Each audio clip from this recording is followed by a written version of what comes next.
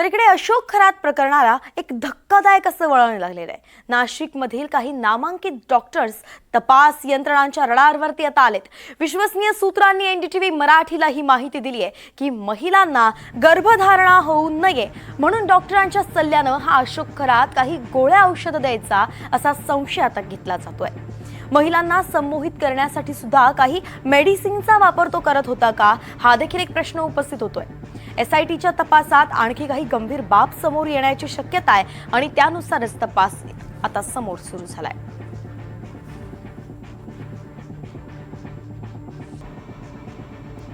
एकंदरीतच एकामागून एक नवनवे खुलासे होत असताना अतिशय धक्कादायक असा हा खुलासा या खरात बाबा संदर्भात समोर आलाय।